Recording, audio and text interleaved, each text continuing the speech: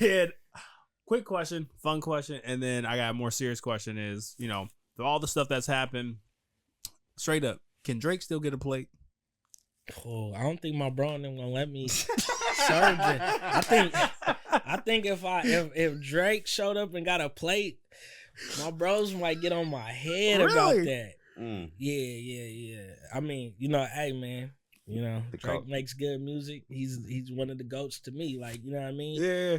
But we ride with our people around here. And K-Dot is, that's bro. That's News' bro. You know what I mean? That's, like a lot of their relationships with a lot of them is like they have real organic relationships. Like these are their real friends. Like Lil L and News are super close. Lil L's Kendrick's best friend. You know what I mean? That's all fam. That's family. You know what I mean? And even when it comes to like Roddy Ricch and Spank, like that's real family. Like you know what I mean? Before he was rapping, he was in the trap. Like you know what I mean? Those are real relationships. So I mean, I feel like if my people up here was tripping with somebody, they wouldn't be able to go to Compton and get a pass. Like you feel me? You wouldn't get that pass. Yeah. News and them be like, nah, Mikey and them ain't fucking with you. We ain't giving you no plate. I had to ask Drake. It is. But speaking of why I kind of mentioned that is because recently Kendrick kind of came out and talked about what Not Like Us meant. It was talking about unity and about us. And you spoke so much about our culture. And I'm just curious, as a black community and a black culture, like how can we unify more? Like that's in Portland everywhere. I feel like in Portland, for Portland, it's just like getting everybody on the same page and like understanding that there's enough for all of us out here.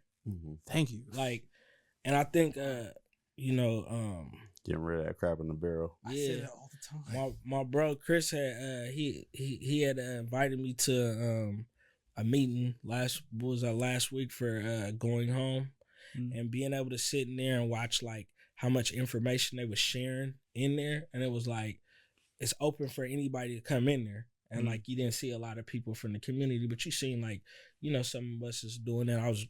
I was thankful that bro invited me to be able to see it, but it's like we just gotta have more communication with each other. And like one of my uncles, may rest in peace, Bobby Ross, he always he told us, when you see one of your brothers on the street, always speak to him. He like, man, what is you looking at that nigga crazy for? You know what I mean? Because you know how when somebody else comes to the room, we always like, man, who is that? And we might not speak, or we might look away, and it makes the nigga feel uneasy. But if you, hey, bro, how you doing? Like, no matter what you just break the ice. You know what I mean? So, like, the communication, like, we got to be able to communicate more and share our resources. You know what I mean? And quit feeling like, it's like that slave mentality. You know what I mean? Like, I don't want to see him get it. He gonna get too close to master, and then I ain't gonna. You know what I mean? Like, that's literally how niggas be thinking. They be like, you know what I mean? It's fucked up. Like, and then they put us. That's what they put us against each other, and then we start tripping with each other, and then there's fuck him, and then we not working together. And now we going in two different directions, and we're both trying to move the culture forward, but he's moving it this way, you're moving it that way, and then he's taking it back that way. How do we move together as one? Like, our culture, our race is just so divided that it's hard to move as one, because everybody's moving in different directions. We don't even, like, I could say this guy over here can film it better. So I'm going to go spend the money with him rather than saying, like, let me try out, you know what I mean? This guy that I know, but I watched him do it. But I know he's way better at it, but I watch you try to do it. And me not say, this is my guy that I use, but guess what? Today we're going to have you come do all the back behind the scenes shit. You see what I'm saying? Like, that's how we help our people. And there's no shade. I'm not saying anything like that. You know what I mean? But that's how we help our people out, because we say, you know what? My guy right here is going to be able to show you something. Yep. You know what I mean? Now you're going to pick up and learn because you're able to come around and be around us and do the right shit. And now I got this guy that I've watched in my community try to do it. Hey, bro, come over here and let my guy show you how to set that up. Let him show you how to light the room today. Let him do this. You feel what I'm saying? Now you just help two people out because you didn't expose him to the culture. You then you expose the culture to him. You know what I mean? It's a win-win for everybody. You get what I'm saying? And we don't do that enough with our people. And especially in Portland, it's like there'll be grants and shit open for like funding for shit. And like they might have a podcast grant out right here, right? Niggas gonna put that you know what a nigga gonna right do? in that pocket. Nigga gonna see it and he gonna say, "Oh shit, hurry up and you know." And then the you wanna know what the next flip side of it is?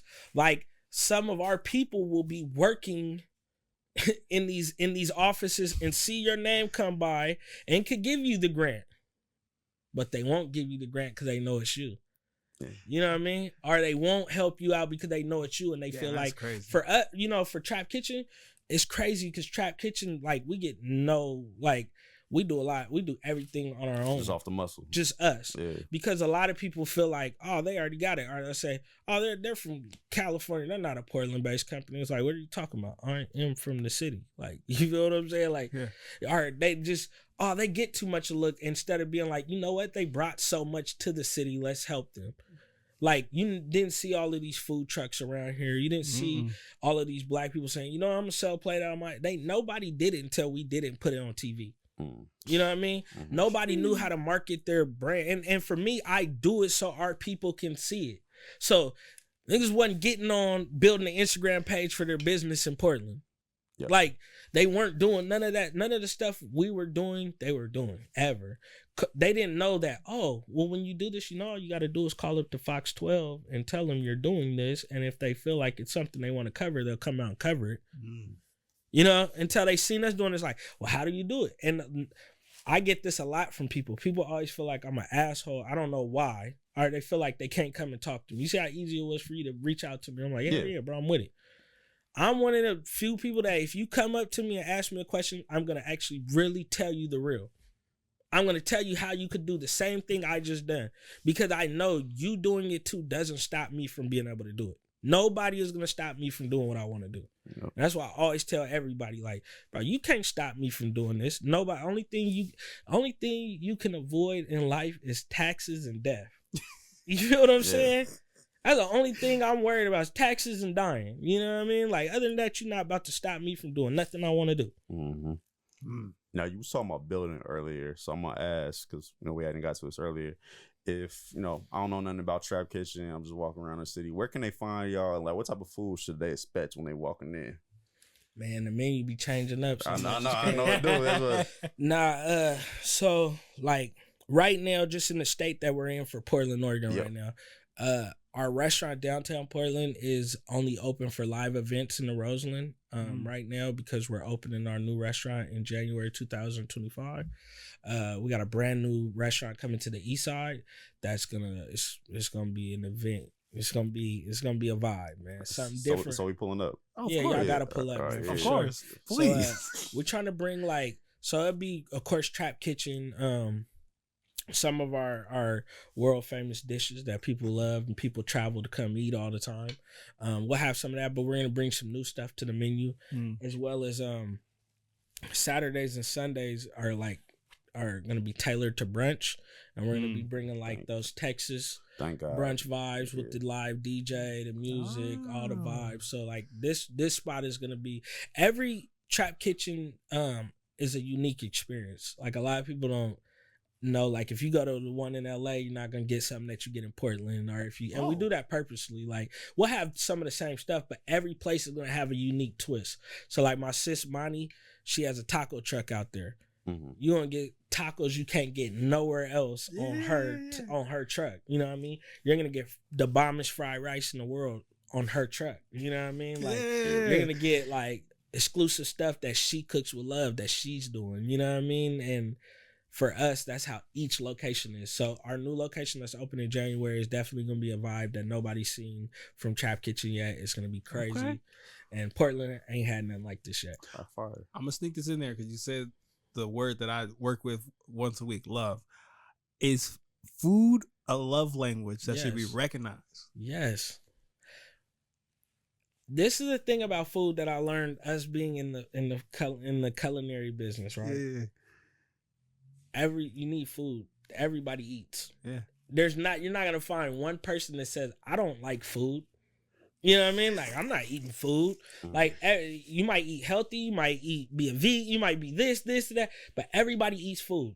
Food will unite everybody, regardless. And think of how, like, people are racist, but will still eat food from other cultures. Is that crazy? Wait. That blows your mind, though, when you really think about it. True. People be racist as hell, but gonna eat some soul food. Yeah. Racist as hell, but love Chinese food. Like, you know what I mean? Damn. Think about it, like, so that's what I'm saying. Food will it will eventually unite. It's either gonna kill you or unite you. You know what I mean? That's the thing about food. Oh, Like. that's right. Ready? James, all you.